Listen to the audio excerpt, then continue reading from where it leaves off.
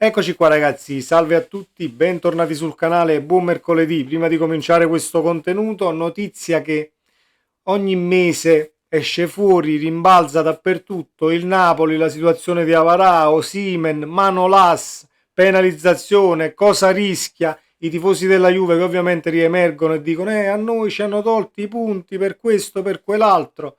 La Juve è una società quotata in borsa, punto primo, il Napoli no, anche nel caso dovesse esserci un illecito, che non c'è, e vedremo ovviamente cosa ci dice Fulgeri, l'avvocato del Napoli, e la notizia la dà anche Calcio e Finanza. Non andate via da questo contenuto perché dobbiamo analizzare la situazione cartellini gialli in vista dell'Inter, passando ovviamente per la partita con il Como. Fatemi sapere la vostra qui sotto nei commenti, iscrivetevi al canale attivando la campanellina, mi state dando una grossa mano e ne vado assolutamente fiero. Continuiamo a farlo, siamo quasi a quota 4300 ed è veramente motivo d'orgoglio per il sottoscritto. Se vi piace il contenuto, un bel like, ovviamente diamo una mano anche all'algoritmo a proporlo. Detto questo, la situazione Manolas, Osimhen, plusvalenze, eccetera, eccetera. Calcio e Finanza, dalla notizia, la Procura di Roma ha chiesto il rinvio a giudizio per il presidente del Napoli, Aurelio De Laurentiis, per l'accusa di falso in bilancio in relazione agli acquisti di Costas Manolas e Victor Osimhen. La situazione si complicherà ulteriormente solo se emergeranno nuovi elementi simili a quelli che hanno coinvolto la Juventus. Qualora vengano alla luce informazioni rilevanti rispetto ai documenti già esaminati dalla Procura FIGC nell'aprile 2022, esiste la possibilità di riaprire il caso anche in ambito sportivo. In tal caso il Napoli potrebbe essere deferito e, a seconda delle violazioni contestate, rischiare una penalizzazione di punti in classifica, un'eventualità che richiamerebbe alla memoria la situazione della Juventus, che lo scorso anno subì una detrazione di 10 punti per un uso sistematico delle plusvalenze. Quindi io già qua non mi trovo. Se c'è un uso sistematico e qui sarebbe una situazione nuova in casa Napoli, non vedo poi perché deve essere uguale la pena, ma non c'è niente e dobbiamo stare tranquilli, ce lo dice ovviamente l'avvocato del Napoli. Riprendo un attimo la notizia e ve la leggo. Oggi su Radio CRC, nel corso della trasmissione A pranzo con Chiarillo, è intervenuto il legale del Napoli, l'avvocato Fabio Fulgeri, di seguito le sue parole divulgate tramite nota stampa dall'emittente. Non c'è stato nessun rinvio a giudizio, ma solo una richiesta da parte della Procura. La Procura federale, come parte della difesa, ha chiesto il rinvio a giudizio e c'è un giudice terzo, che è il giudice dell'udienza preliminare, che deve valutare se rinviare De Laurentiis a giudizio o meno. Noi lo escludiamo, poiché abbiamo presentato al pubblico ministero argomenti forti e pareri importanti di professori universitari e di enti che si occupano quotidianamente di principi contabili nazionali e internazionali. Pertanto eravamo confortati dal fatto che noi avevamo agito nella legalità e nel rispetto dei principi contabili che sono stati ritenuti corretti nelle poste di bilancio. I temi sono l'operazione di Manolas, Osimhen e di Avarà. Noi confidavamo che la questione fosse chiusa con la produzione di pareri da parte della Procura sul nostro legittimo operato. Adesso sarà il GUP che dovrà valutare la rilevanza penale o meno di questa metodologia contabile che abbiamo applicato secondo pareri illustri di professori universitari. Ambito sportivo. La questione compete alla valutazione di un esperto di diritto sportivo. Dal confronto con colleghi è emerso che non ci sono estremi per trasferire eventuali effetti nocivi. Mi dispiace che non siamo riusciti a definirla oggi. Il GUP adesso deve valutare le nostre argomentazioni. Ai napoletani dico: state tranquilli perché non ha alcun legame con le vicende sportive. Siamo sereni sul piano penale e affronteremo la situazione con il coltello tra i denti. Se c'è una cosa che mi fa stare tranquillo è la situazione legale del Napoli, sia nel caso dovesse esserci un illecito non visto, una disattenzione per come si muove il Napoli per quanto riguarda avvocati e nella situazione poi difensiva, e sia perché non credo assolutamente che a livello di soldi ci siano stati illeciti fatti, perché siamo sempre stati una società a posto con i conti, siamo sempre stati una società che in primis, e ripeto, trasparenza a livello economico, diciamo da vendere, e diciamo che in Serie A si potrebbe copiare la gestione del Napoli se ovviamente qualche presidente vorrebbe tentare un'ascesa al successo così come ha fatto De Laurentiis prendendo il Napoli, potete tranquillamente fare copia e incolla con le operazioni di mercato,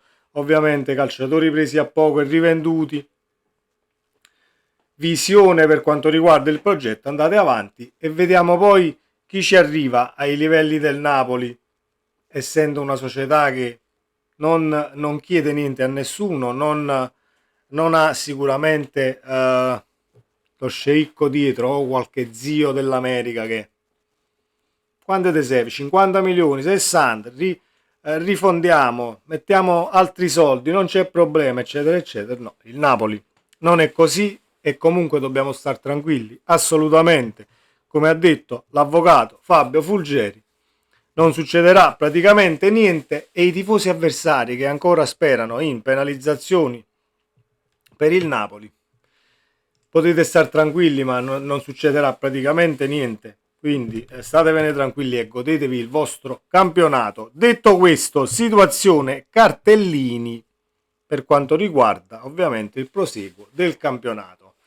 In tempi non sospetti, un personaggio con pochi capelli di nome Luciano disse: i campionati si gestiscono con i cartellini, si indirizzano con i cartellini e quindi è una situazione alla quale dobbiamo fare attenzione e non poco. Ovviamente noi possiamo, diciamo, esaminare la notizia e condividerla, poi a fare attenzione devono essere poi gli interessati, i calciatori del Napoli, lo stesso allenatore, perché c'è anche Conte, ma andiamo a vedere chi tra calciatori, allenatori, eccetera, eccetera, diffidati e quant'altro. Allora, chi sono i giocatori del Napoli diffidati? Ad oggi il Napoli ha un solo giocatore diffidato ed è Anghissà.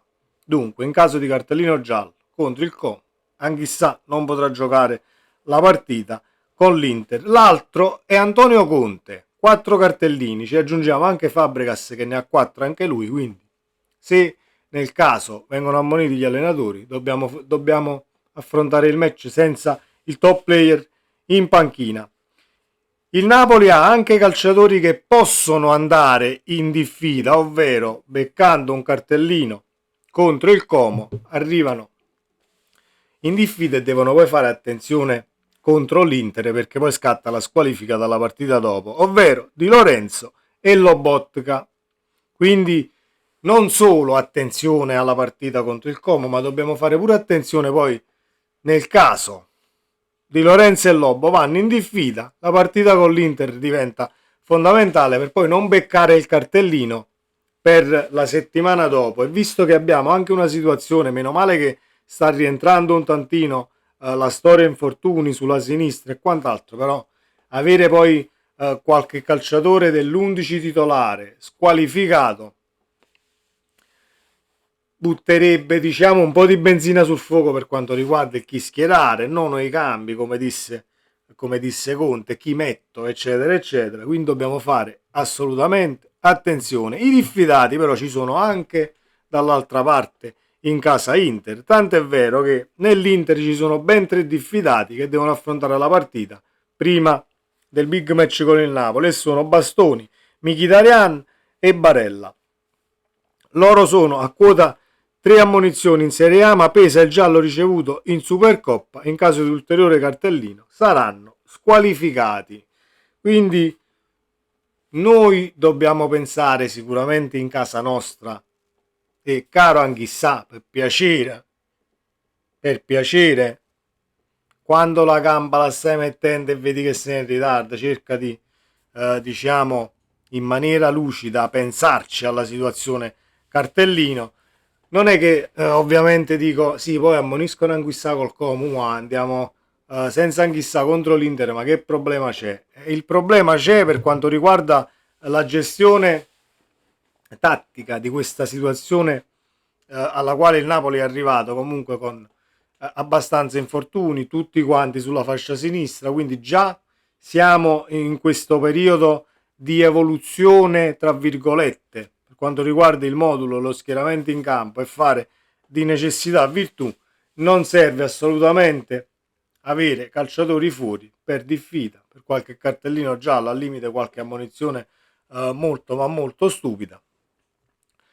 prestare attenzione non è una cosa complicata. Poi, e concludo, se, tornando alle parole di quell'uomo con pochi capelli, di nome Luciano, che disse i campionati si indirizzano con i cartellini, e allora noi trarremo poi le conclusioni a partita acquisita contro il Como nel caso dovessero esserci poi ammonizioni dirette a un Lobotka, a un Di Lorenzo, a un Anghissà che poi salterà all'Inter.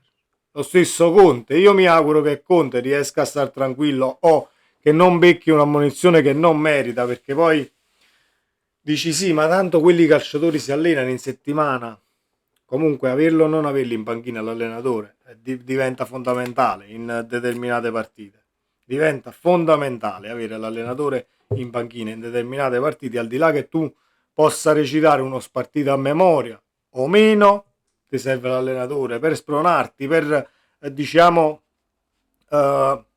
raddrizzare il tiro se si sta sbagliando, richiamarti ovviamente se sei fuori posizione, perché il calciatore può studiare quanto volete voi in settimana, poi in partita l'agonismo, la stanchezza, la poca lucidità talvolta possono giocare brutti scherzi, e quindi visto che noi abbiamo il top player seduto in panchina, dobbiamo assolutamente giocarci lo scontro diretto almeno con l'allenatore, che poi salta qualche calciatore perché viene ammonita, anche giustamente, chi lo sa, lo vedremo, e allora ce ne faremo una ragione, ma senza l'allenatore mi brucerebbe e non poco. Fatemi sapere la vostra qui sotto nei commenti. Sempre Forza Napoli, ciao!